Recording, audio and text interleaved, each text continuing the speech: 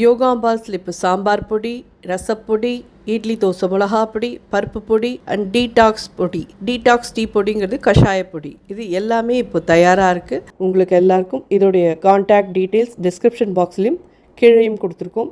WhatsApp number அது வழியாக நீங்கள் உங்களுக்கு என்ன தேவையோ அதை தொடர்பு கொண்டு நீங்கள் பதிவு பண்ணிடலாம். அதை அனுப்பி வைக்கிறதுக்கு நாங்கள் கடமைப்பட்டிருக்கோம். வணக்கம், நான் உங்கள் அபிமான யோகாம்பாள் சுந்தர். இன்றைக்கி என்ன பார்க்க போகிறோம் அப்படின்னு சொல்லி கேட்டீங்கன்னா, ஆடி 18 வந்தாச்சு. ஆகஸ்ட் 3 சாட்டர்டே அன்றைக்கி ஆடி 18. அதுக்கு உண்டான கலந்த சாதம் ஒரு 2 வகை பார்க்கலான்னு நிறைய பண்ணி போட்டிருக்கோம். நிறைய கலந்த சாதம் பண்ணி போட்டிருக்கோம். நம்மளோட இதில் மாங்காய் சாதம், தேங்காய் சாதம், நார்த்தங்காய் சாதம், உளுந்தோரையிலேருந்து என்னெல்லாமோ பண்ணி போட்டிருக்கோம். இன்றைக்கி ஒரு டிஃப்ரெண்ட்டான ஒரு கர்நாடகா ஸ்டைல் மசாலா சாதம் எப்படி பண்ணுறது. மசாலா சாதம்னு உடனே அதில் அதாவது மசாலா சித்ரான்னா அப்படின்பா. மசாலா சித்ரான்னா அப்படின்பா. அதில் மசாலா சித்ரான்னு வெங்காயம் பூண்டெல்லாம் இருக்கும்னு நினச்சிட்டுருப்பேன். நான் அதெல்லாம் யூஸ் பண்ணாமல் பண்ணுறேன். உங்களுக்கு தேவைன்னா நீங்கள் அதை கண்டிப்பாக யூஸ் பண்ணிக்கலாம்.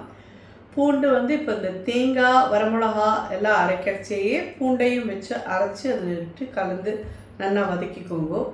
ஏன்னா நான் பூண்டு போட போகிறது. அதே மாதிரி வெங்காயம் வேணும்னா கடுகு, உளுத்தம் பருப்பு, கடலைப்பருப்பு, நிலக்கடலை எல்லாம் வறுத்துட்டு அந்த இதில் இந்த அரைச்ச விழுதை போட்டு நல்லா வதக்கிட்டு அதுக்கப்புறம் சாத்தை போட்டு கலக்கணும். அந்த இடத்துல நீங்கள் சாதம் போடுறதுக்கு முன்னாடி வெங்காயம் போட்டு நல்லா வதக்கிட்டு அதுக்கப்புறம் சாத்தை போட்டு இது பண்ணிக்கோங்க. நம்ம பண்ணுற இந்த சித்ரான்னா 18ஆம் பேருக்கு சுவாமிக்கு நெய்வேத்தியத்துக்கு எடுத்துக்க போகிறோம். அப்படிங்கிறதுனால நான் வெங்காயம், பூண்டு இது ரெண்டுமே எடுத்துக்காத பண்ணுறேன். கருவேப்பிலை சாதமும் அதே மாதிரி ரொம்ப டிஃப்ரெண்ட்டான ஒரு இதில் பழசு வேறு விதமாக போட்டிருக்கேன். இப்போ வேறு விதமாக ரொம்ப டிஃப்ரெண்ட்டான ஒரு வெரைட்டியாக சொல்லித்தரேன். ரெண்டுமே ஐ திங்க் எல்லாருக்கும் உபயோகமாக இருக்கும்னு நினைக்கிறேன். சித்ரான்னத்தை தவிர இதில் ஸ்வீட்ஸ் ஏதாவது ஒன்று பண்ணிக்கணும். உங்கள் சௌகரியம். நீங்கள் என்ன பாயசம் வேணாலும் பண்ணிக்கலாம். ஏன்னா ஆடி மாதம் ஃபுல்லாக நான் நிறையா ஸ்வீட்ஸ் பண்ணி போட்டிருக்கேன், பாயசமும் பண்ணி போட்டிருக்கேன். ப்ளஸ் நிறைய ப்ளேலிஸ்ட்லேயும் உங்களுக்கு இதெல்லாம் இருக்குது. உங்களுக்கு எது வேணுனாலும் நீங்கள் பண்ணிக்கலாம். இன்றைக்கி இந்த மசாலா சித்ரான்னா எப்படி பண்ணுறதுன்றது மட்டும் பார்க்கலாம்.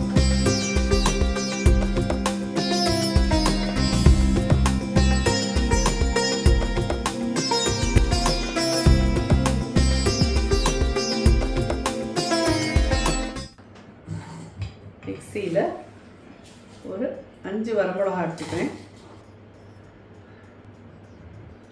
இது தேங்காயே மாமி மஞ்சளாக இருக்குங்களா, அந்த மஞ்சள் தேங்காய் மேல் தடவி இருந்ததா அதோடு பிடிச்சி திரிகினதில் தேங்காய் கையில் இருந்த மஞ்சள்லாம் விட்டுட்டு தேங்காயெலாம் மஞ்சளாகிடுச்சு. அவ்வளோதான், வேறு ஒன்றுமே இல்லை. ஸோ ஆனால் ஜென்ரலாக மஞ்சள் தடவின தேங்காயில் ஸ்வீட் தான் பண்ணணும்னு சொல்லுவாள். ஸோ 18ஆம் பேருக்கு பண்ணின பாயசம் அந்த மஞ்சள் காயில் பண்ணிட்டோம். பட் அதே கையாலே அடுத்த தேங்காயெல்லாமும் திருவினோமா, அது இந்த மாதிரி எடுத்துட்டோம்.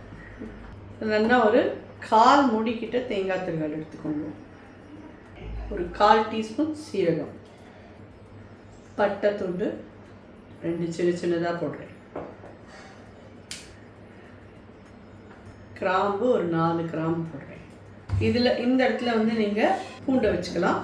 நான் ஒரு துளி சின்ன பீஸ் இஞ்சியும் இதில் வச்சு அரைச்சி வந்துடுறேன். ஒரு சின்ன பீஸ் போதும், ரொம்ப பெருசாக வேணும்னு அவசியம் இல்லை. ஒரு சின்ன பிஞ்ச் இவ்வளோ பெருசு இருக்கிற இஞ்சி துண்டமும் இதில் வச்சு அரைச்சி நல்லா ஃபைன் பேஸ்ட் ஆக்கி எடுத்து வந்துட்டு உங்களை பார்க்குறேன். ஸோ இந்த சித்ரான்னா பண்ணுறதுக்கு நல்லெண்ணெய் எடுத்துருக்கேன், ஃப்ரெஷ் அண்ட் ஃப்ரெஷ்ஷோடுது. இன்னும் ஒரு 2 டேபிள் ஸ்பூன் கிட்ட எடுத்துருக்கேன்.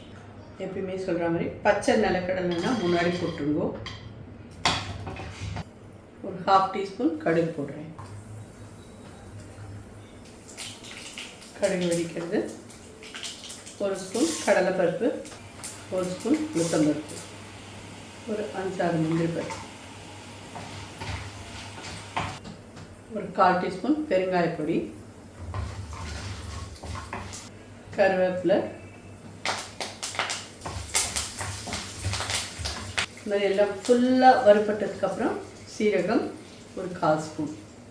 ஏன்னா அது முன்னாடியே போட்டேன்னா கரிஞ்சு போன மாதிரி ஆகிடும். அதனால் லாஸ்ட்டாக அதை போட்டுட்டு கரெக்டிங் எண்ணாலே ஒரு போட்டு மஞ்சப்பொடி ஒரு 1/4 டீஸ்பூன். இந்த ஸ்டேஜில் நீங்கள் வெங்காயத்தை போட்டு நல்லா வதக்கிக்கலாம். இது நல்லா கெட்டியாக அரைச்சிட்டோம். இந்த அரைச்ச விழுதை இதில் எடுத்துக்கலாம். எப்பயுமே சொல்கிற மாதிரி கேரளாவில் மட்டும்தான் நிறையா தேங்காய் யூஸ் பண்ணுவான்னு சொல்லிட்டு கர்நாடகாலையும் நிறையா தேங்காய் யூஸ் பண்ணுவாவா. ஸோ எல்லாமே பார்டர் இது தானே. ஸோ கண்டிப்பாக இவாளுமே நிறைய யூஸ் பண்ணுவாள். ஸோ இதெல்லாம் ஒரு டிஃப்ரெண்ட்டான ஒரு, ஏன்னா பட்டையும் கிராம்பும் வந்து ஒரு ரொம்பையும் போடக்கூடாது. ரொம்ப போட்டீங்கன்னா ஒரு காட்டியாக வாசனை வரும். அந்த சின்ன லெவலில் எடுத்துட்டு என்ன போடும்.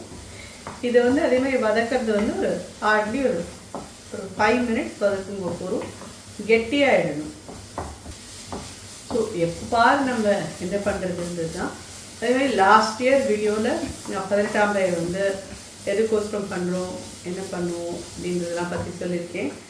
அந்த முளைப்பாரி எதுக்கோசரம் பண்ணி எடுத்துன்னு போவா காவிரி கரை ஓரத்தில். அதே மாதிரி புதுசாக கல்யாணமானவாலாம் திருவங்கல்லையை மாற்றிப்பா. ஸோ இப்போ நம்ம காவிரி கரை ஓரத்தில் இருக்கோமா அப்படின்னு சொல்லி கேட்டேன்னா நம்ம காவிரி கரை ஓரத்தில் இல்லை. பட் அதை பழச மறக்காத இருக்கிறதுக்கோசரம் நம்ம அமெரிக்காவில் உட்காந்துருந்தாலும் நியூசிலாண்டில் இருந்தாலும் நம்ம காவிரி கரை ஓரத்தில் இருக்கிறதா மனசில் பாவனை பண்ணிட்டு அதை அம்பாளுக்கு பண்ணி நைவேத்தியம் பண்ணுறது தான் ரொம்ப விசேஷமான ஒரு இது. ப்ளஸ் நான் எப்பயுமே சொல்கிற மாதிரி இது எல்லாமே நம்ம குடும்பத்தோடு எல்லாரும் ஒன்றா சேர்ந்து ஒரு பண்டிகையை கொண்டாடுறது தான் பெரிய இதே வழியே. இதில் வேறு ஒன்றுமே இதில் காரண காரியங்களே கிடையாது. எல்லாரும் ஒன்றா சேர்ந்து இருக்கிறது அப்படிங்கிறதே இந்த நாளில் ரொம்ப துர்லபமாக எடுத்து ஒன்றா சேர்ந்து இருந்தாலும் ஆளுக்கு ஒரு ஃபோன் கையில் வச்சுட்டு ஃபோனை தான் நம்ம எல்லோரும் பார்த்துட்டு இருக்கோமே வழியே ஒருத்தரோட ஒருத்தர் பேசுகிறதுங்கிறதே ரொம்ப கம்மியாகிடுது. ஸோ பார்த்தீங்கன்னா எவ்வளோ ட்ரையாக இருக்குது தெரியுறதா. இந்த மாதிரி ஸ்டேஜில் அடுப்பை அனுப்பிச்சுடலாம். சாதத்துக்கும் இதுலேயும் சேர்த்து உப்பு போடுறேன். ஒரு 3/4 டீஸ்பூன் கிட்ட போடுறேன். பிகாஸ் நான் சாதத்தில் உப்பு போட மாட்டேன், அதனால இதில் போட்டிருக்கேன்.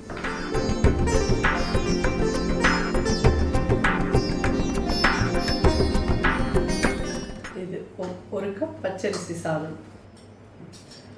இது மாதிரி ஒரு மூடி எலுமிச்சம்பழம் புழிகிறேன்.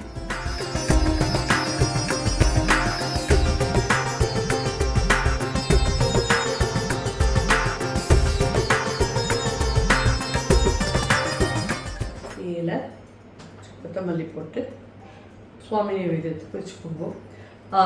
பட்டையும் கிராம்பும் யூஸ் பண்ணலாமா அப்படின்னு ஒரு இது இருக்கும். கண்டிப்பாக கிராம்பு நீங்கள் பார்த்தீங்கன்னா ஒன்றும் தப்பே கிடையாது. சுவாமி நைவேத்தியத்துக்கு வைக்கலாம். அது மரத்தோட பட்டை தான் நம்ம பட்டைன்னு சொல்லி சொல்கிறோம். அதனால் இதெல்லாம் தப்பே கிடையாது. அது ஏலக்காய் மரத்தோட பட்டை தான் அது. நம்ம ஏலக்காய் எல்லாத்துக்குமே யூஸ் பண்ணுறோம் அப்படிங்கிறது. பட்டையும் கிராம்பும் நம்ம இது மாதிரி யூஸ் பண்ணி சுவாமிக்கு நைவேத்தியம் பண்ணுறதுல தப்பு கிடையாது. உங்களுக்கு அதில் இஷ்டம் இல்லை அப்படின்னு சொல்லி சொன்னால் அதை மட்டும் நீங்கள் எடுத்துகிட்டு பாக்கியெல்லாம் வச்சு பண்ணுறதெல்லாம் பண்ணிக்கோங்க. இது ஒரு டிஃப்ரெண்ட்டான ஒரு இதில் இருக்கும். ரொம்பவே நல்லாயிருக்கும். கண்டிப்பாக ட்ரை பண்ணுங்க. அடுத்த இது பார்க்கலாம். கருவேப்பிலை சாதம், அது ஒரு டிஃப்ரெண்ட்டான வெரைட்டி. அதுவும் எப்படி பண்ணுறதுன்னு பார்க்கலாம். ஸோ இப்போ கருவேப்பிலை சாதத்துக்கு ஒரு பொடி பண்ணிக்கணும். ஃபஸ்ட்டு 1 டீஸ்பூன் எண்ணெய் விட்டுருக்கேன். 2 டீஸ்பூன் கடலைப்பருப்பு, 2 டீஸ்பூன் உளுத்தம்பருப்பு, 4 6 மிளகா சின்னதாக தான் போட்டிருக்கேன். ஒரே 1 டீஸ்பூன் நிலக்கடலை, பச்சை கடலை போடுறேன். வறுத்ததாக இருந்ததுன்னா நீங்கள் லாஸ்ட்டாக அப்படியே வச்சுக்கலாம். இது பச்சை கடலை, இதனால சேர்த்த மாதிரி வறுத்தாக தான் பொடி பண்ணணும். பெருங்காய கட்டி இதுலேயே போடுறேன். ஏன்னா இது பொரிச்சிட்டேன்னா அப்படியே பருப்பு அரைக்கிறதுக்கு சௌரியமாக இருக்கும். இந்த ஸ்டேஜில் இதில் ஒரு சின்ன நெல்லிக்காய் சைஸ் புளி எடுத்துக்கணும். அதை பிச்சு போட்டுக்கணும். அதையும் இதோட வறுத்தெடுத்துக்கணும். ஒரு 1/4 டீஸ்பூன் சீரகம், 1 டீஸ்பூன் வெள்ளை எண்ணெய். ஸோ அதே மாதிரி நிறைய பேர் வந்து சித்ரான இதில் வந்துட்டு இன்ஸ்டன்ட் புளிக்காய்ச்சல் நம்ம வந்து ஒரு 2-3 வருஷம் முன்னாடி பண்ணி போட்டேன். அதை திருப்பி எல்லாரும் கேட்டுட்டே அது எங்களுக்கு தெரியல எங்கே இருக்குன்னு. இந்த தடவை இந்த 18ஆம் பேர் இதோடையும் அதை நான் இணைச்சி உங்களுக்கு கொடுக்குறேன். யாருக்கெல்லாம் வேணுமோ அந்த இன்ஸ்டன்ட் புளிக்காய்ச்சல் நீங்கள் அப்ளை பண்ணிக்கலாம். ரொம்ப இன்ட்ரெஸ்டிங்காக இருக்கும், ரொம்ப டேஸ்டியாகவும் இருக்கும்.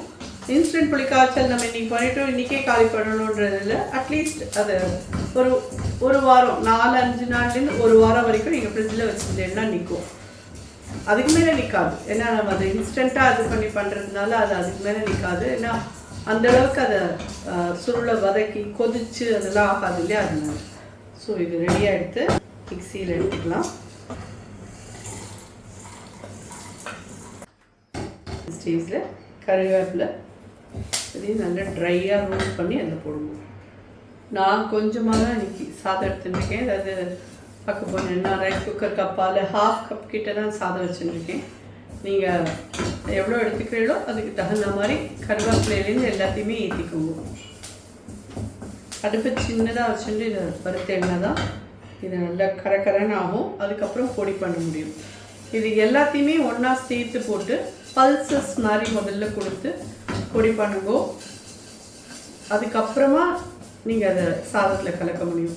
முன்னாடியே ரொம்ப விருன்னு ஓட்ட விட்டுட்டேன்னா அதில் நிலக்கடலை இருக்குது, எள் இருக்குது, அதில் இருக்கிற எண்ணெயெல்லாம் வெளியில் வந்துடுதுன்னா அப்புறம் அது மூட்டை கட்டின மாதிரி ஆகிடும். அது உங்களுக்கு சரியாகவே வராது. முன்னாடி நம்ம போட்டதுக்கும் இப்போ இந்த கருவேப்பிலை இருக்கிறதுக்கும் உங்களுக்கே தெரியும் எப்படி ஆயிருக்கு பாருங்க. நானே இன்னும் கொஞ்சம் ஆட் பண்ணியிருக்கேன், ஏன்னா போராது, அது அந்த அளவுக்கு வேணும். கருவேப்பிலை மட்டும் கொஞ்சம். ஆனால் இது ரொம்ப நல்லது தெரியுமா எல்லாருக்கும். கருவேப்பிலை எப்படி எடுத்துக்கிறதுன்னு தெரியறதில்லை, சாப்பிட்றதும் இல்லை. நிறைய ஹேர் ஃபால் இருக்குது, அது இருக்குது, இது இருக்குதுன்னு மட்டும் நம்ம கம்ப்ளைண்ட் பண்ணுறோம். ஸோ இந்த மாதிரிலாம் ஏதாவது ஒன்று பண்ணி சாப்பிடலாம். இந்த மாதிரி சித்ரானாலாம் நீங்கள் வந்து கையில் டிஃபன் பாக்ஸில் எடுத்துன்னு போகலாம். ரொம்ப வாசனையாக ரொம்ப ரொம்ப நல்லாயிருக்கும். சத்தமே உங்களுக்கு டிஃப்ரெண்ட்டாக கேட்குறதா அந்த மாதிரி இருக்கும், தெரியுதா? ஸோ இது கொஞ்சம் ஆற விட்டு இதில் போட்டுட்டு இது மைண்டாக அதாவது பல்சஸ் கொடுத்து இதை ரவை ரவையாக உடச்சி எடுத்துன்னு வந்துட்டு பார்க்க வேண்டிய. ஸோ இப்போது நல்லெண்ணெய் விடலாம். ஒரு 2 டேபிள் ஸ்பூன் கிட்ட நல்லெண்ணெய் விட்டுருக்கேன். ஒரு 1/2 டீஸ்பூன் கடுகு போடுறேன். பெருங்காயம் நம்ம அந்த வறுக்கிற சாமானோடையே வச்சு வறுத்து இது பண்ணிட்டேன்.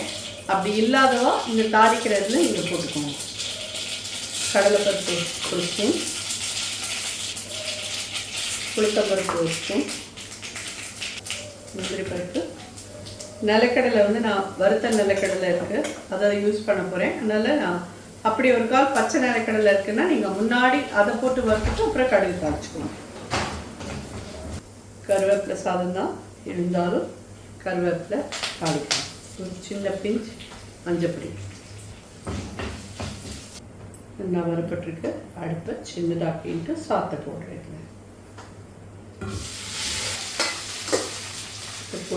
பொடி பண்ணியிருக்கோம் இல்லையா, இதையும் இதில் போடுறேன்.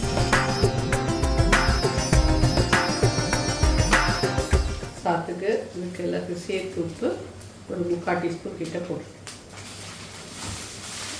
அடுப்பு அமிச்சிட்டேன். உப்பு கலக்கலாம். சாதம் கலக்கிறது உங்களுக்கு எண்ணெய் போகாத மாதிரி இருந்தது. கந்த சாத்துக்கெலாம் மட்டும் எண்ணெய் கொஞ்சம் நிறையா இருந்தால் தான் நல்லாயிருக்கும். இன்னும் ஒரு 1/2 டீஸ்பூன் கிட்ட பச்சையாக நல்லெண்ணெய் விட்டலாம். வறுத்த நிலக்கடலை இருக்கு இல்லையா, அதையும் போட்டுருக்கேன். ஸோ ஜோரான கருவேப்பிலை சாதம் ஒரு டிஃப்ரெண்ட் வெர்ஷன். நம்ம யூஸ்வலி பண்ணுற மாதிரி இல்லாமல் எள்ளெல்லாம் வச்சு கடலையும் எள்ளையும் இதில் வறுத்து அரைச்சி பொடி பண்ணி போட்டு பண்ணியிருக்கோம். ரொம்ப டேஸ்டியாக ரொம்ப டிஃப்ரெண்ட்டாக இருக்கும். கண்டிப்பாக எல்லோரும் 18ஆம் பேருக்கு கண்டிப்பாக இருக்கும். இதில் இருக்கிற மிச்ச இதெல்லாமே கூட நீங்கள் என்னெல்லாம் பண்ணினேன் உங்களுக்கு எப்படி வந்ததுன்னு எனக்கு கண்டிப்பாக ஃபீட்பேக் சொல்லுங்கள். ஏன்னா நான் உங்களுக்கு அந்த கண்டிப்பாக இதில் கூட இன்ஸ்டன்ட் புளிக்காய்ச்சலோட லிங்கையும் கொடுக்குறேன்.